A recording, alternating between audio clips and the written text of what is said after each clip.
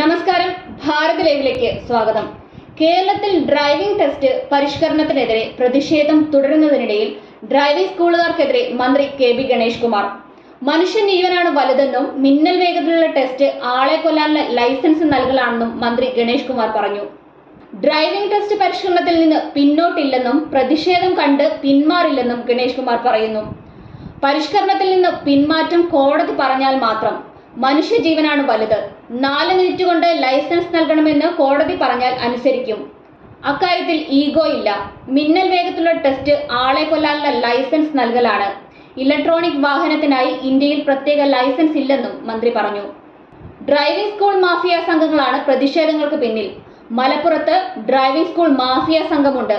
ഇവർക്ക് കൂട്ടായി ഉദ്യോഗസ്ഥരുമുണ്ട്. നേരത്തെ ഈ ഉദ്യോഗസ്ഥർ വൻതോതിൽ പണം വെട്ടിച്ചു. അഴിമതി കാണിക്കുന്ന ഉദ്യോഗസ്ഥർക്കെതിരെ കർശന നടപടി തുടരും.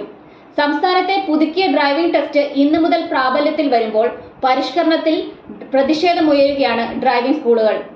ഇന്നു മുതൽ റോഡ് ടെസ്റ്റിന് ശേഷം മാത്രമായിരിക്കും ടെസ്റ്റ് നടത്തുക. ടാർ ചെയ്തോ കോൺക്രീറ്റ് ചെയ്തോ സ്ഥലമൊരുക്കിയ ശേഷം വരികളിലൂടെ വാഹനമോടിക്കുക. ഡ്രൈവിംഗ് ടെസ്റ്റ്, വശം ചെരിഞ്ഞുള്ള പാർക്കിംഗ്, വളവുകളിലും കയറ്റിറക്കങ്ങളിലും വാഹനമോടിക്കൽ തുടങ്ങിയവയെല്ലാം പുതിയ ടെസ്റ്റിന്റെ ഭാഗമായി ഉൾപ്പെടുത്തിയിട്ടുണ്ട്. പ്രതിദിനം നൽകുന്ന ലൈസൻസുകളുടെ എണ്ണത്തിലും നിയന്ത്രണമുണ്ട്. പുതിയതായി ടെസ്റ്റിൽ പങ്കെടുത്ത 40 പേർക്കും തോറ്റവർക്കുള്ള റീ ടെസ്റ്റിൽ ഉൾപ്പെടെ 20 പേർക്കുമായി 60 പേർക്ക് ലൈസൻസ് നൽകാനാണ് പുതിയ നിർദ്ദേശം.